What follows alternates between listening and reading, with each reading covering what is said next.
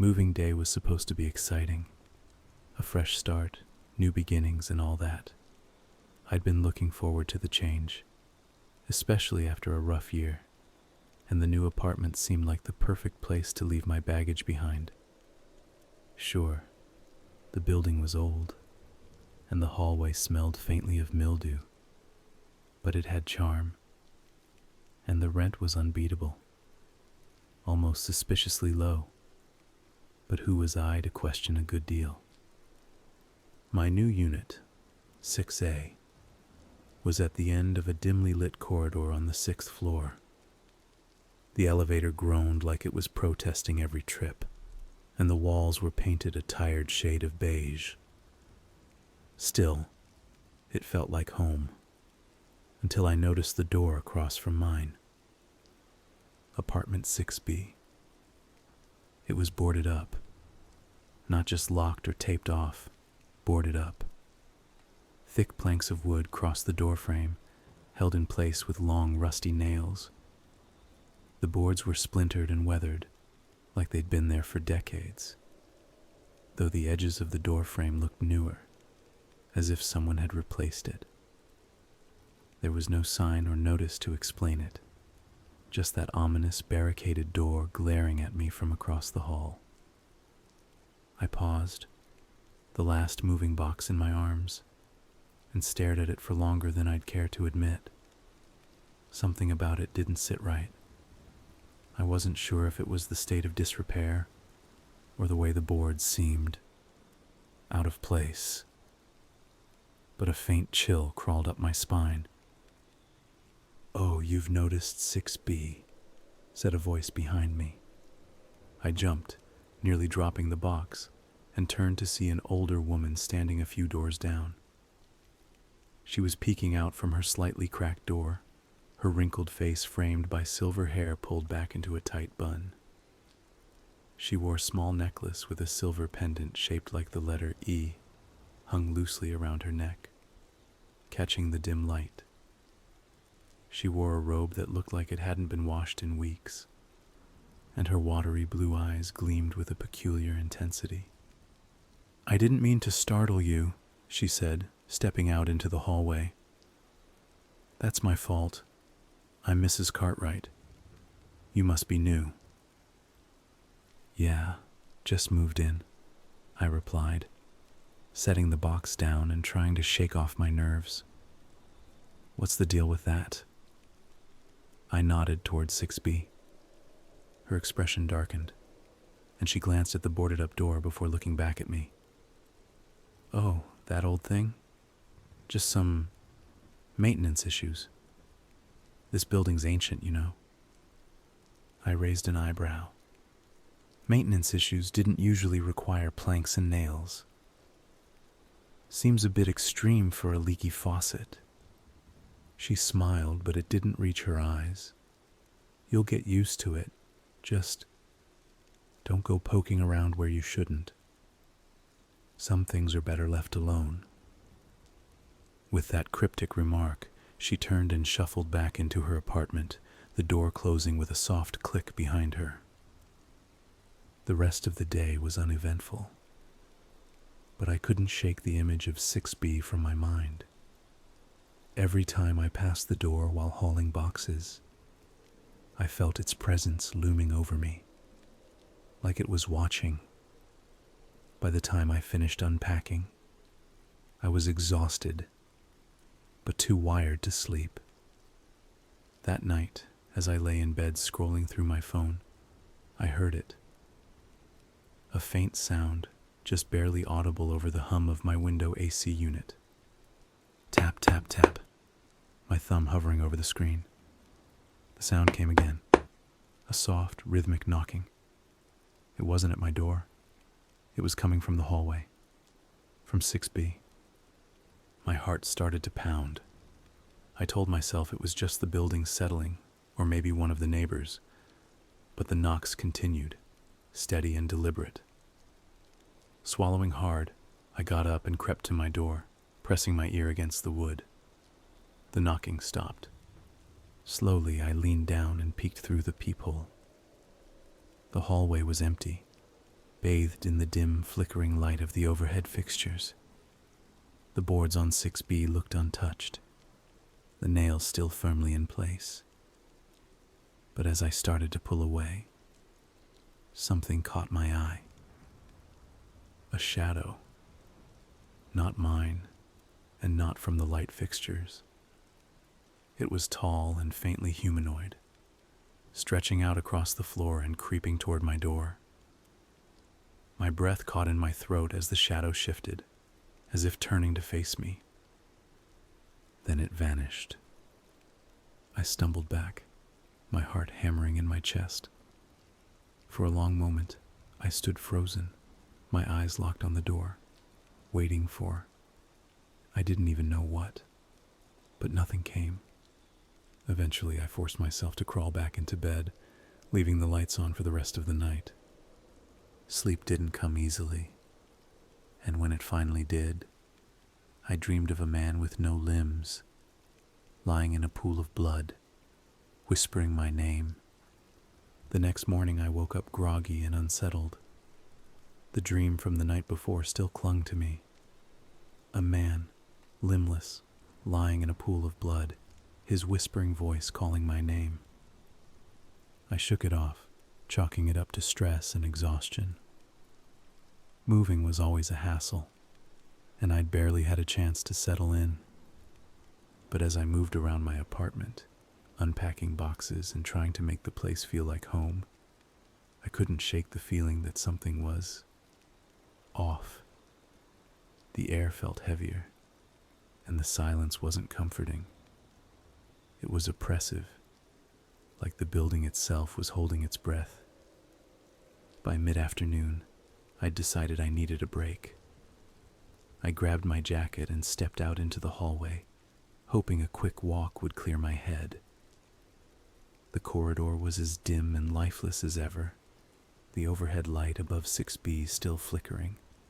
I tried not to look at the boarded-up door, but my eyes were drawn to it like a magnet. As I passed, I thought I heard something. A faint tap, tap, tap. I stopped in my tracks, heart pounding. It was so soft I almost convinced myself I'd imagined it. Almost. Swallowing hard, I glanced at the door. The boards were still firmly in place, the nails rusted and unmoving. The sound didn't come again. I shook my head and kept walking. Maybe Mrs. Cartwright was right. I just needed to leave it alone. But as I reached the elevator, I noticed something strange. The carpet near 6B's door was damp. Dark patches of moisture spread out from the base of the door frame, as if something had leaked out. It wasn't water. It was darker, almost reddish-brown. I didn't stop to investigate. The rest of the day passed uneventfully, but the unease never left me. That night, as I lay in bed scrolling through my phone, I heard it again. Tap, tap, tap. This time there was no mistaking it. The sound was deliberate, rhythmic, and coming from the hallway. My heart raced as I sat up, straining to hear. Tap, tap, tap. It wasn't at my door, but it wasn't far. Slowly I got out of bed and crept toward the door, my feet silent on the floor. I pressed my ear against the wood and held my breath. The knocking stopped. For a moment I stood there, frozen. Then, against my better judgment, I leaned down and peered through the peephole. The hallway was empty, bathed in the dim, flickering light of the overhead fixtures. I waited, my breath fogging up the glass, but nothing moved. The silence stretched on, and just as I started to pull away, I saw it. A shadow, not mine, and not cast by the lights. It was tall and humanoid, but distorted, as if someone had stretched it out of proportion. It slid across the hallway floor, moving towards 6B. My breath caught in my throat as it reached the boarded-up door and seemed to seep into it, vanishing beneath the cracks. I stumbled back from the door, my pulse pounding in my ears. For a long moment I stood there, staring at the door, waiting for something to happen. But the hallway stayed silent. Nothing moved. Eventually I crawled back into bed, leaving the lights on for the rest of the night. The next morning, I decided I needed answers. I headed down to the lobby, where a small office was tucked away in the corner. The landlord, a wiry man in his late 50s, with a perpetually harried expression, sat behind a cluttered desk. He glanced up as I approached, raising an eyebrow. "Something wrong?" he asked. "No, not really," I lied. "I was just wondering about the apartment across from mine. 6B, what's the story with it?" His expression darkened, and he leaned back in his chair. "Why do you want to know?" I shrugged, trying to sound casual. "It's just boarded up. I heard some noises coming from it last night, and I was curious." He frowned, his gaze flicking to the office door, as if checking to make sure no one else was listening. Finally, he sighed. "It's vacant. Has been for years. Just leave it alone, all right? You'll sleep better." "But why is it boarded up?" I pressed. He shook his head. "Building's old. Weird things happen sometimes. Don't worry about it." It was clear he wasn't going to say more, so I thanked him and left, frustration gnawing at me. He knew something. I was sure of it. But for now, I'd hit a dead end. That night, the knocking came again. Louder this time. It echoed through the hallway, rhythmic and insistent. I stayed in bed, clutching the sheets, my heart hammering in my chest. I didn't dare approach the door. But as the knocking grew louder, it wasn't just coming from the hallway. It was coming from inside the walls. The next few days passed in a haze. I went through the motions of unpacking, eating, and working, but my thoughts were always elsewhere. The knocking, the shadow, it was all too real to dismiss. And yet, I couldn't bring myself to talk to anyone about it. Who would believe me? I avoided the hallway as much as possible, especially at night. During the day, I'd force myself to leave the apartment for errands or a walk. But every time I passed 6B, I felt the same thing. A heavy, oppressive presence that seemed to seep through the cracks in the boards. It was on one of those reluctant trips that I ran into Mrs. Cartwright again. She was standing by the elevator, clutching a small grocery bag. Her silver hair was neatly pinned back, and she greeted me with a faint smile. "Settling in?" she asked as the elevator dinged and the doors slid open. "Trying to," I said, stepping in beside her. "This place is a little creepy at night, though." She raised an eyebrow but didn't say anything. As the elevator descended, I hesitated before adding, "What's the deal with 6B? I keep hearing things coming from it." Her expression darkened, and for a moment, I thought she wasn't going to answer. Then she sighed. "You've got a curious mind. That's not always a good thing in a place like this." "What do you mean?" I asked. She shook her head. "Just leave it alone, dear. Some doors are meant to stay shut."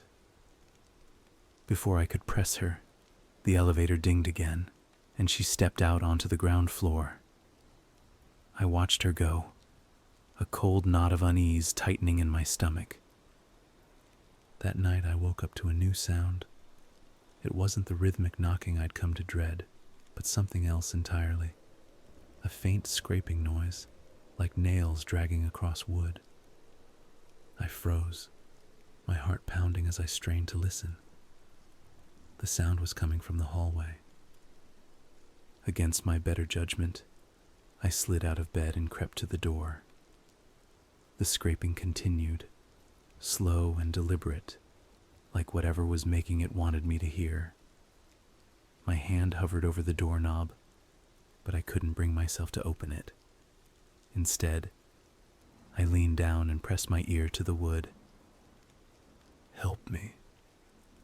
The whisper was so faint I almost thought I'd imagined it. But it came again, clearer this time. "Help me." I stumbled back from the door, my breath coming in shallow gasps. The scraping stopped, and for a moment, everything was silent.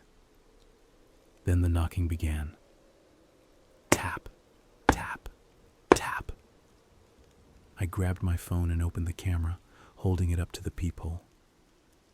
The screen showed the hallway, bathed in the dim glow of the flickering light.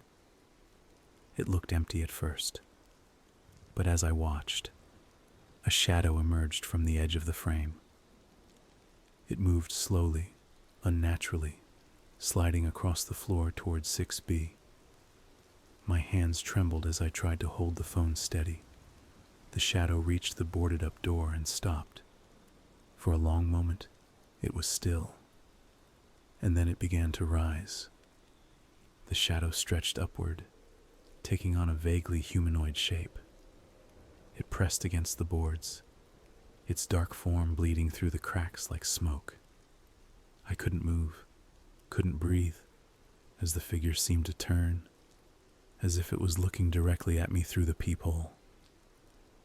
The knocking stopped. The shadow vanished. The hallway was silent again. The next morning, I knew I couldn't keep ignoring what was happening. I needed answers. And Mrs. Cartwright was the only person who seemed to know more than she let on. I knocked on her door, but there was no response. The hallway was eerily quiet, and for a moment, I wondered if she'd moved out. But her grocery bag had been full the day before. She wouldn't have left so soon. I glanced at 6B, the boards still firmly in place, and shivered. Then I turned back to Mrs. Cartwright's door and knocked again, louder this time. The door creaked open an inch, as if it hadn't been latched properly. "Mrs. Cartwright," I called, pushing it open slightly. The apartment beyond was dark, the air stale and heavy. I hesitated, every instinct screaming at me to turn around and leave, but curiosity won out. I stepped inside. The living room was sparsely furnished, the couch and chairs covered in a fine layer of dust. A faint smell of mildew lingered in the air, and the windows were covered with heavy curtains that blocked out the sunlight. "Mrs. Cartwright?" I called again, my voice trembling. No answer, just the oppressive silence. As I turned to leave, my foot brushed against something on the floor. I looked down and saw a single photograph lying face up. It was old and yellowed, the edges curling with age. The image showed a man and a woman standing in front of the building. The woman in the photo was young, perhaps in her 20s, her face unfamiliar. But the man beside her was just as strange. I picked up the photograph, my pulse quickening. As I stared at it, something about the man's face seemed wrong. His smile was forced, his eyes empty, and his hands were resting on the woman's shoulders, but they looked oddly stiff, almost unnatural. A loud bang from the hallway made me drop the photo. I turned and ran, slamming the door shut behind me. As I locked myself in my apartment, my hands trembling, I realized I'd made a terrible mistake. I'd gone looking for answers, And now, something new I was searching. I sat on my couch for hours after locking my door, staring at the wall with the photograph clutched in my hand. Wait, hadn't I just dropped it? Or did I just think that I dropped it? I hadn't even realized I'd brought it with me until I noticed the crinkled edges pressing against my palm. My mind raced with questions, all of them circling back to the same point. Who were the people in the picture? And why did the man look so wrong? The photo itself was old, its corners bent and faded. The woman's smile was warm, her eyes bright with a joy that seemed misplaced in this building. The man, on the other hand, looked like he didn't belong. His eyes were hollow, his smile stiff, and his posture unnaturally rigid. The longer I stared at him, the more I felt like he was staring back. A part of me wanted to throw the photograph away, to burn it and forget I'd ever stepped into that apartment. But I couldn't. It felt important, like a piece of a puzzle I didn't yet understand. By the time morning came, I decided to get out of the apartment. The air inside felt heavy, stifling, as though the walls themselves were closing in. I stepped into the hallway, the photograph tucked into my jacket pocket. Mrs. Cartwright was just coming out of her apartment as I locked my door. "Good morning, dear," she said, giving me a warm smile. She was carrying a small basket filled with what looked like knitting supplies. "Morning," I replied, trying to sound normal. "Heading out?" "Just to the lounge downstairs," she said. "Sometimes it's nice to sit where there's company, even if it's just the quiet sort." I hesitated, then decided to take a chance. "Do you know much about the building's history?" I asked. "It's a little strange, isn't it?" Her smile faded slightly, but her tone remained polite. "Every old place has its stories, but you're better off not poking into them too much. It's like stirring an old pot of soup. You might bring something unpleasant to the surface." I nodded, unsure how to respond. Before I could ask anything else, she added, "Have a good day, dear," and shuffled toward the elevator, leaving me standing there with the photograph burning in my pocket. I spent the day running errands, trying to clear my head. But no matter where I went, the photograph stayed with me. Its weight, a constant reminder of the questions I couldn't answer.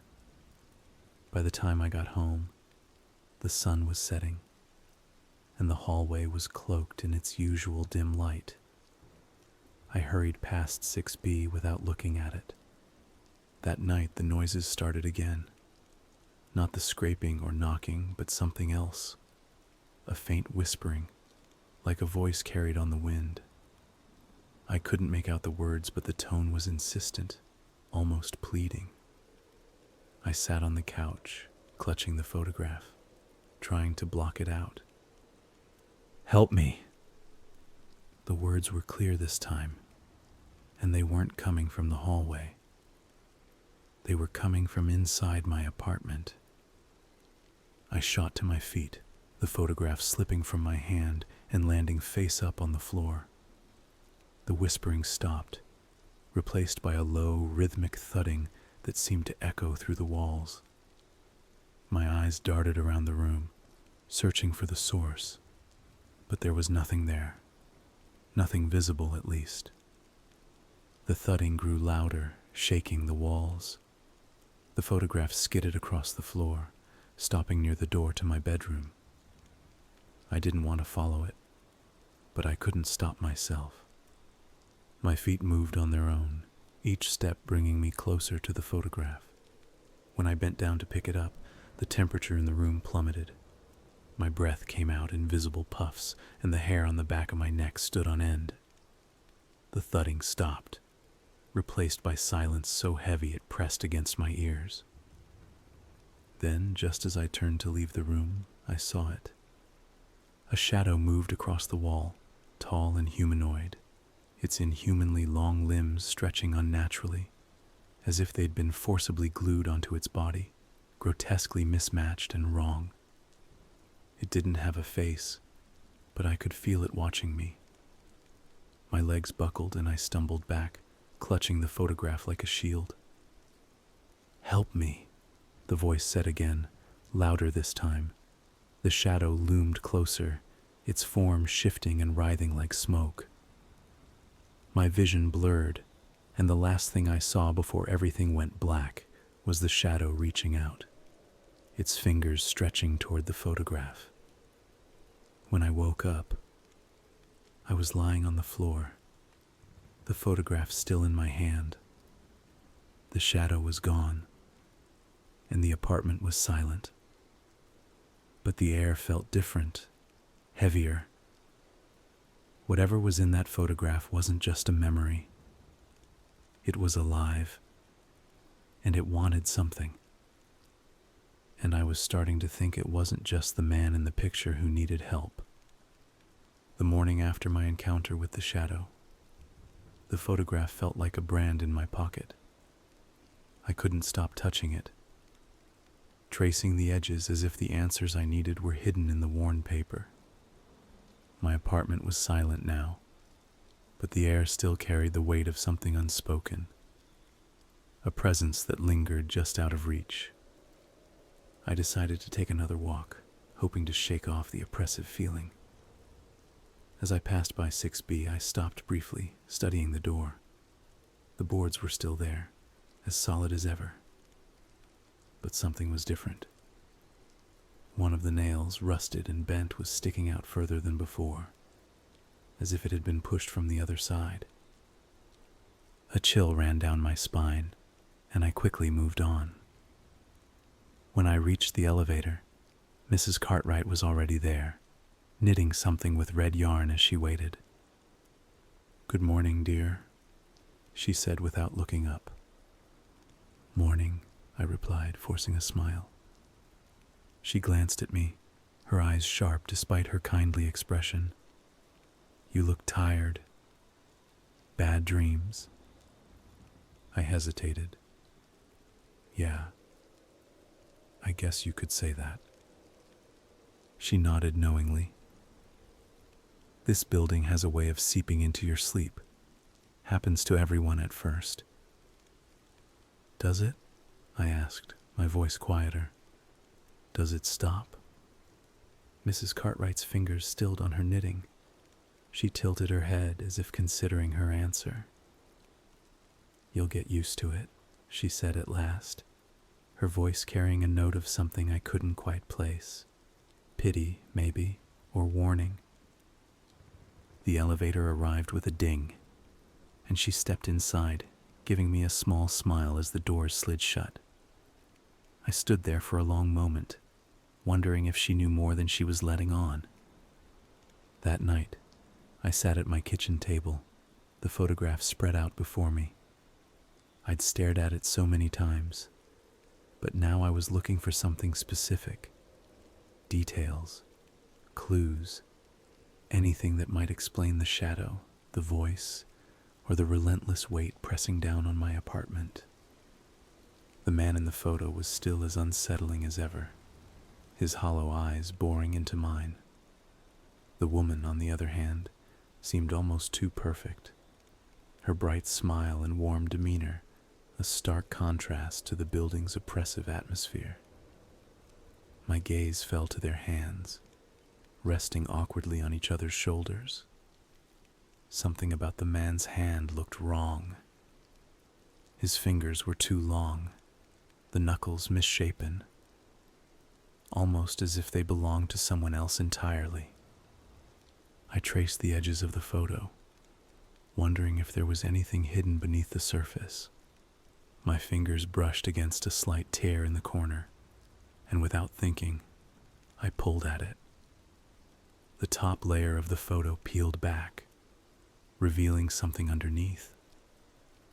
It was another image, faded, scratched, and almost unrecognizable, but unmistakably darker. The woman was still there, though her smile was gone, replaced by a blank expression. And the man, he was limbless. His arms and legs were gone, his body twisted and broken, lying in a pool of something dark. His eyes, though lifeless, seemed to stare directly at me, accusing.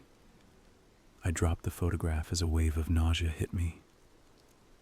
My breath came in short gasps, and the room seemed to tilt around me. Help me. The whisper was faint but unmistakable, and it was coming from the hallway. I stumbled to my feet, my legs shaking as I moved toward the door. The voice came again, louder this time, but still tinged with desperation. Help me.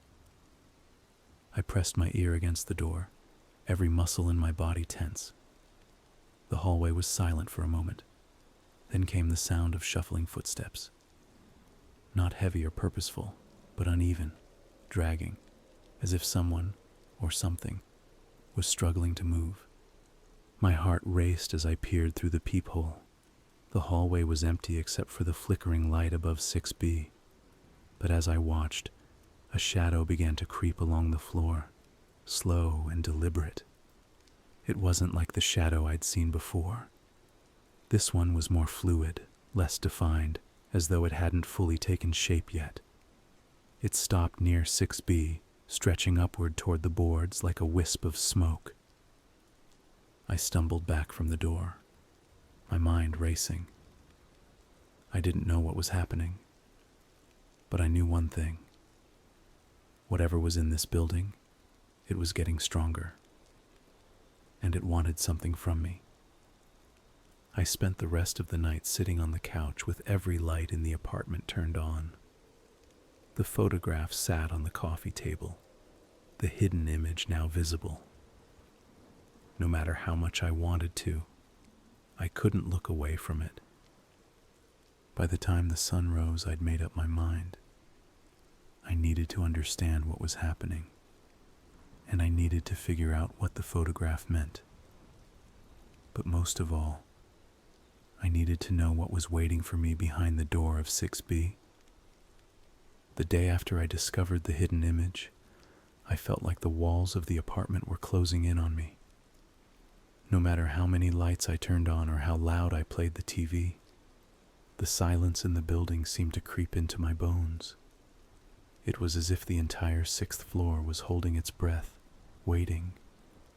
I tried to distract myself by going about my day, but every time I passed 6B, I felt its pull. The boards on the door looked worse than before. Another nail had shifted, bent as if forced from the inside. The damp patches near the door were spreading, staining the carpet in uneven shapes that looked almost organic. I avoided Mrs. Cartwright, not intentionally, but because part of me wasn't ready for another cryptic conversation. Her calm demeanor unnerved me more than I cared to admit. Instead, I turned to the photograph again, hoping for answers. That evening, I spread the pieces of the photo out on my coffee table. The hidden image was chilling, but I couldn't stop studying it. The man's body, twisted and limbless, looked even worse in the flickering light of my living room. The woman, younger and colder in the second image, stared blankly at the camera, her expression unreadable. I noticed something I hadn't before. The background in the second image, the one hidden beneath the first, wasn't the same as the bright outdoor setting of the original. It was darker, almost entirely black except for faint, jagged lines that could have been wooden boards. The more I stared at it, the more it looked like the inside of a room. No, not just any room. A door. My stomach twisted as I realized it looked just like 6B. That night I barely slept. The air in the apartment felt heavy, almost suffocating, and every sound, from the groaning pipes to the hum of the refrigerator, seemed unnaturally loud. Just as I was starting to drift off, I heard it. Tap, tap, tap. The knocking was back, louder and more insistent than before. I sat up in bed, my heart racing. The sound echoed through the walls, rhythmic and deliberate. I grabbed my phone and crept to the door, hesitating for a moment before peering through the peephole. The hallway was bathed in dim, flickering light. It looked empty at first, but as I watched, a shadow began to form at the far end, near the elevator. It was taller now, more defined than before, and its movements were unnervingly smooth. The shadow glided across the floor, its inhumanly long limbs stretching unnaturally, as if they'd been forcibly glued to its body. It stopped in front of 6B. For a moment, it was still, and then it began to rise, its form twisting and writhing like smoke. The boards on the door groaned, as if protesting its presence. One of the nails popped loose, clattering to the floor with a metallic ring that made me jump. I stumbled back from the door, clutching my phone like a lifeline. My hands were trembling as I tried to record, but the screen only captured the empty hallway. Whatever the shadow was, it didn't show up on the camera. Then, the voice came again. "Help me." It was louder this time, more desperate, and it wasn't coming from the hallway. It was coming from inside my apartment. The next thing I knew, I was standing in my living room, the photograph in my hand. The voice had stopped, but the air was electric, charged with a tension that made my skin crawl. My gaze flicked to the coffee table, where the hidden image stared back at me. And then I saw it.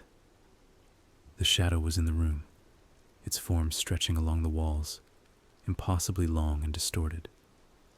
Its limbs dragged against the ceiling and floor, moving with a slow, deliberate grace. I tried to back away, but my legs wouldn't move. The air felt thick, like I was wading through water. "Help me," it said again, and this time, the voice came from everywhere at once. It wasn't just a plea. It was a command. The photograph slipped from my hand, landing face up on the floor. The shadow stopped, its form coiling like smoke. For a moment, everything was still. Then, with a sudden lurch, it surged toward the photograph, its elongated fingers reaching out. I don't remember screaming, but I must have. The next thing I knew, I was huddled in the corner of the room, the lights flickering wildly.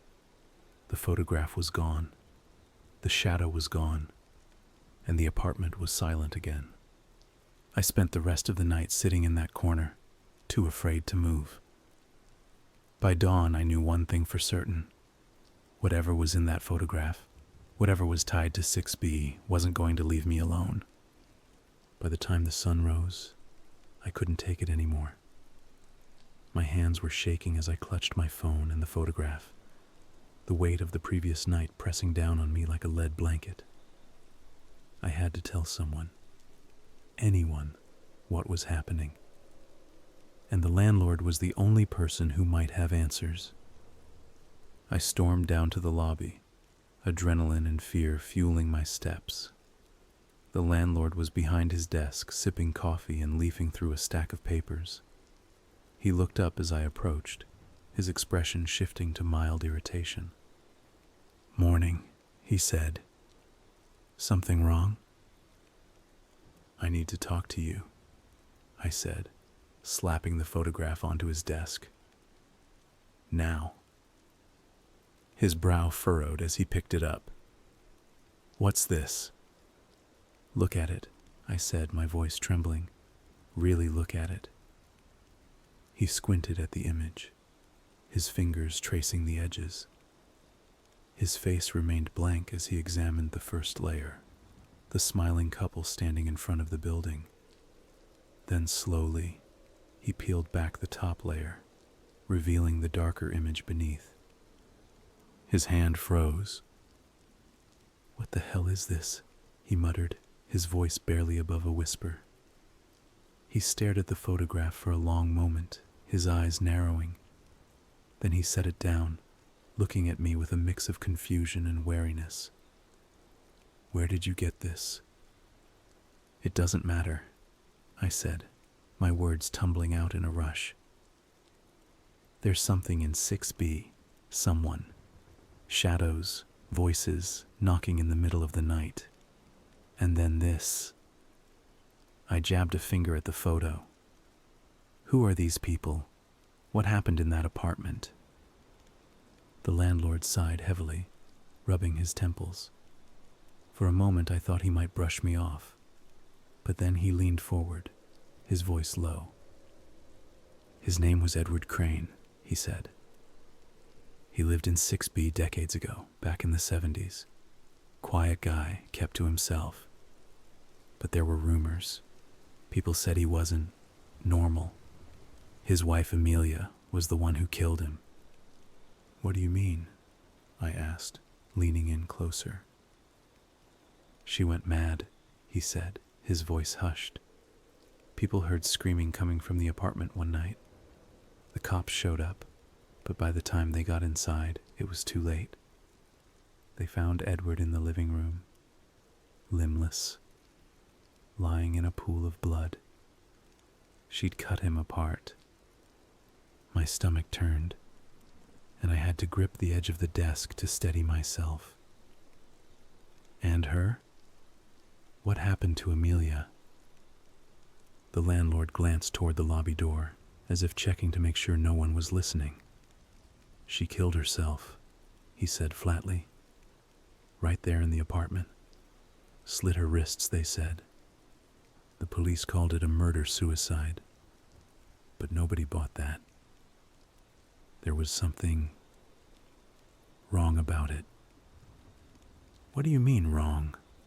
I asked, my voice barely above a whisper.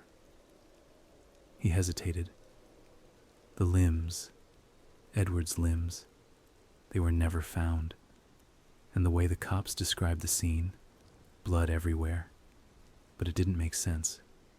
It was like something had dragged his body, but there were no footprints, no evidence of anyone else being there." A chill ran down my spine. "And the woman in the photo?" I asked, pointing to the younger version of the woman who had been smiling in the top layer. "Is that Amelia?" The landlord stared at the photograph, his lips pressing into a thin line. "If it's Amelia, then—" He trailed off, shaking his head. "I don't know. Maybe." Before I could press him further, the phone on his desk rang, shrill and insistent. He grabbed it, muttering, "Sorry, I have to take this." I stood there, fists clenched, as he answered the call. He waved me off, his voice curt as he spoke into the receiver. Yeah, give me a minute." "Wait," I said, my voice rising. "You can't just—" He held up a hand, cutting me off. "I've told you all I know. Do yourself a favor. Don't go digging any deeper. Whatever happened in 6B, whatever is happening, you don't want to get involved." I stared at him, my frustration boiling over. "I can't leave it alone. It's in my apartment too. Shadows, voices, it's everywhere." The landlord frowned, his face hardening. "Look, I don't know what you think you've seen, but this building is old. Old places make noise. They creak and groan. It's just the way they are. You're scaring yourself over nothing." "Nothing?" I snapped. You just told me a man was murdered in that apartment, and you're calling it nothing? He stood abruptly, his chair scraping against the floor. I'm telling you to leave it alone, he said firmly. Move out if you have to, but don't dig any deeper. Without another word, I grabbed the photograph and walked out of the office, my mind racing. Edward Crane, Amelia. The name echoed in my head, mingling with the shadows and whispers that haunted my nights. The landlord might not believe me, but I knew what I'd seen, and I wasn't going to stop until I found the truth. I returned to my apartment with the landlord's words echoing in my head. Edward Crane, Amelia, a dismembered body, missing limbs. It was too much to process. I placed the photograph on the coffee table, its hidden image glaring back at me like an accusation. But the shadows didn't give me time to process. That night, the knocking started earlier than usual. It wasn't just 6B this time. The sound came from all around me, the walls, the ceiling, even the floor. It was rhythmic, purposeful, as if it was trying to tell me something. Then came the voice. Help me, it whispered, so faint I barely caught it over the knocking. But it grew louder, more insistent. Help me. I grabbed my phone, switching on the flashlight, and crept toward the door. The hallway stretched out before me in its usual dim light, but the flickering overhead fixture above 6B cast shifting shadows that danced unnaturally along the walls. The boards on the door seemed to pulse, as if something behind them was breathing.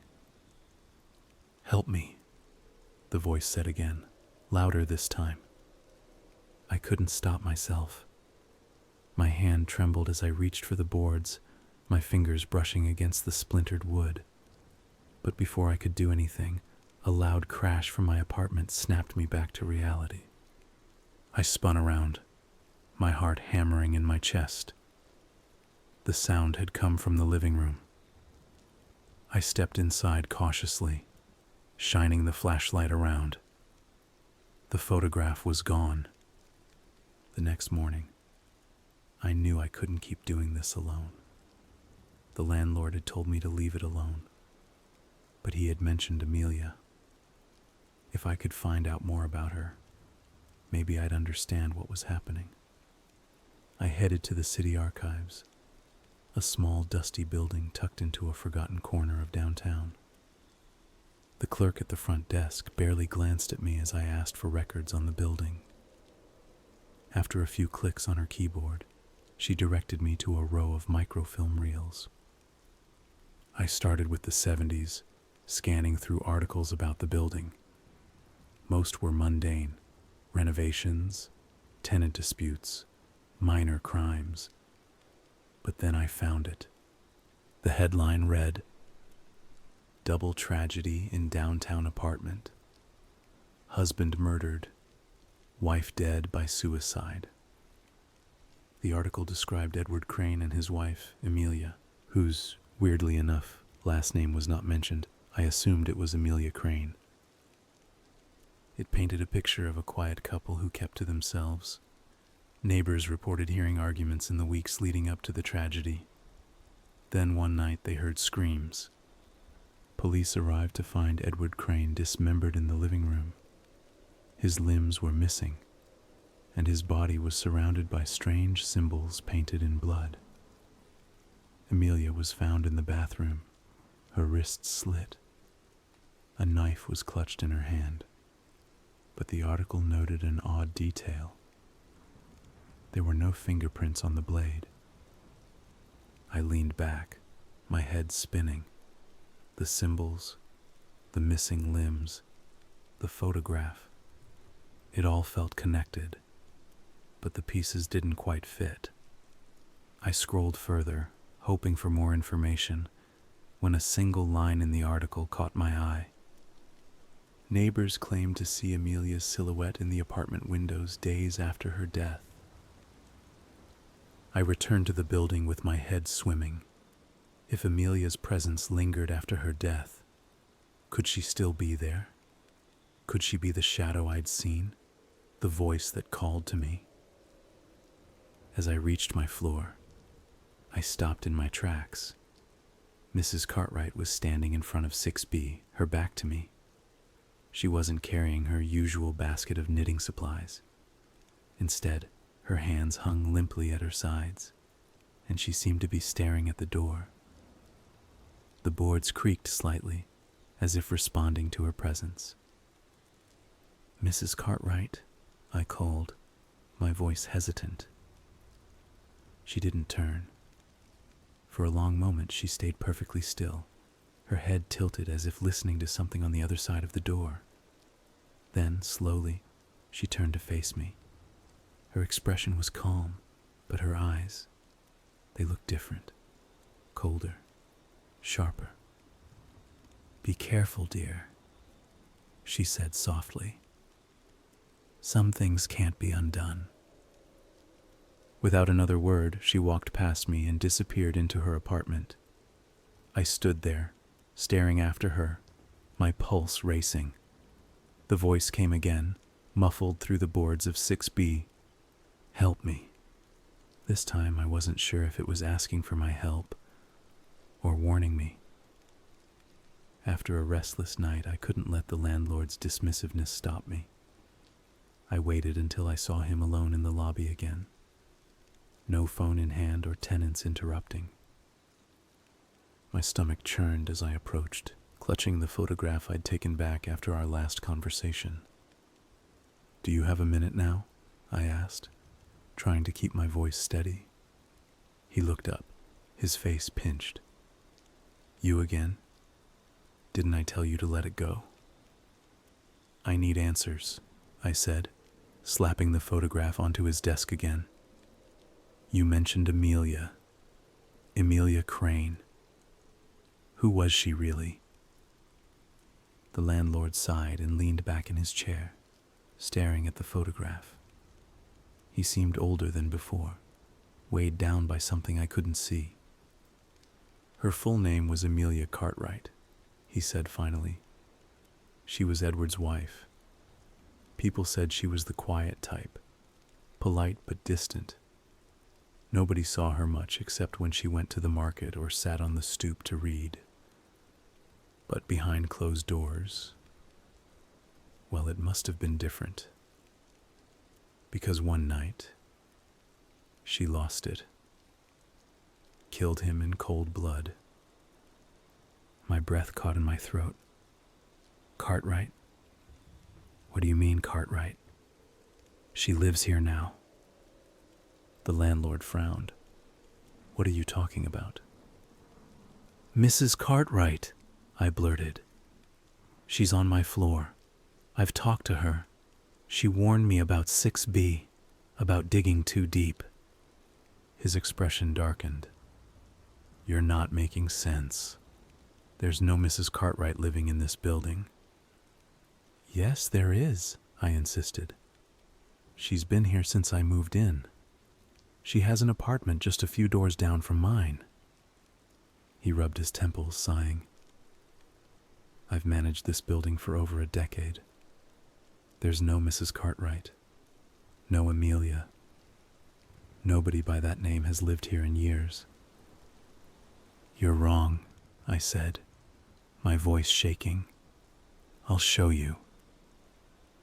I led the landlord up to the 6th floor, my heart pounding with every step. The hallway was as dim and oppressive as ever, the flickering light above 6B casting unnatural shadows along the walls. I stopped in front of Mrs. Cartwright's door and pointed. "This is her apartment," I said. "She's in there." The landlord crossed his arms, his expression skeptical. "This door?" "Yes," I said, exasperated. I knocked firmly, the sound echoing down the empty hallway. "Mrs. Cartwright, are you there?" No answer. The landlord raised an eyebrow. "Looks like no one's home." She's always here, I said, knocking again. Mrs. Cartwright. When there was still no response, I tried the doorknob. It turned easily, and the door swung open with a soft creak. My stomach dropped as I stared into the apartment. It was empty. No furniture, no curtains, just bare walls and a dusty floor, as though no one had lived there for years. My heart raced as I stepped inside, the landlord following close behind. "See?" he said, his tone laced with frustration. "I told you, this unit's been vacant for a long time." "No," I whispered, shaking my head. "That's not possible. I was here. I saw her. She spoke to me. Right here." The landlord gave me a long, hard look. "Maybe you should take some time to rest. Moving can mess with your head, especially in a place like this." I turned to him, desperate. "I'm not crazy. She was here. She is here." He didn't respond. He just shook his head and walked out, muttering something under his breath. I stood there, staring at the empty room, my mind reeling. It was as if Mrs. Cartwright, and everything about her, had been erased. When I finally left the apartment, I noticed something else. The photograph was missing. I searched my pockets, retraced my steps, but it was gone. And when I passed 6B on my way back to my own apartment, the boards on the door seemed darker, more splintered than before. One of the nails was hanging by a thread, ready to fall. The day I moved out, the building seemed quieter than it ever had.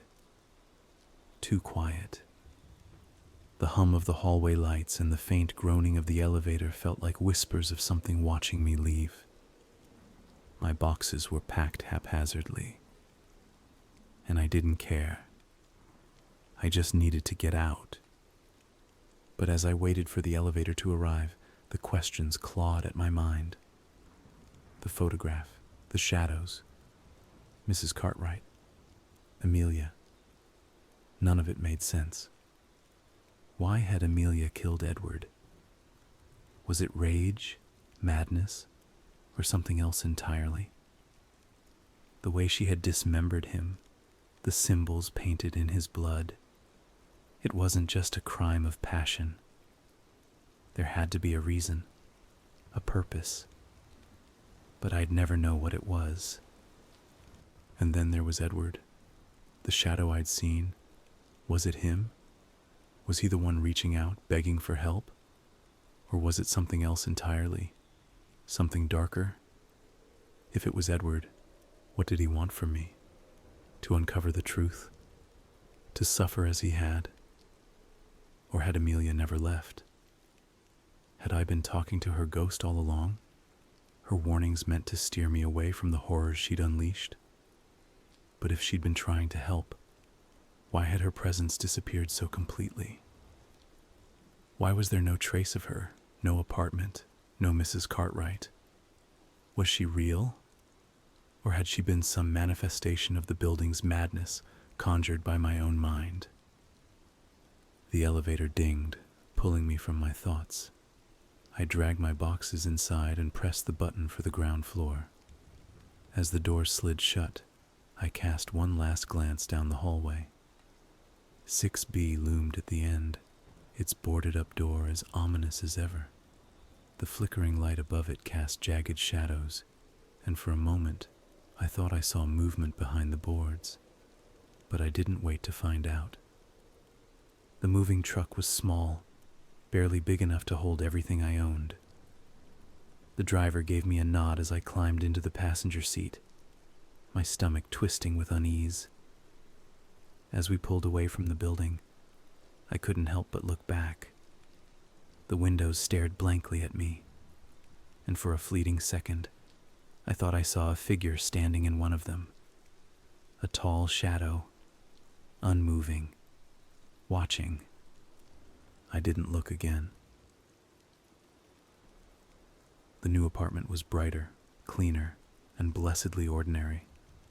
No boarded-up doors, no flickering lights, no oppressive silence. It should have been a relief, but the questions followed me. They hovered in the back of my mind, whispering at the edges of my thoughts. Why did Amelia do it? Why did she kill Edward in such a brutal, deliberate way? What happened to his limbs? What were the symbols painted in his blood meant to accomplish? And the voice, the desperate plea for help, was it really him? Or was it something that had taken his place? And then there was the most troubling question of all. Had anyone else seen Mrs. Cartwright? Or had it only been me? I don't have answers. I probably never will. All I know is that I'm gone, and whatever haunts that building is still there. I don't know if it's Edward, Amelia, or something far worse. But as much as I try to leave it behind, I can't shake the feeling that it's not done with me yet. Sometimes late at night I hear faint knocking. It's probably nothing, just the sounds of an old building settling. But I never check, just in case.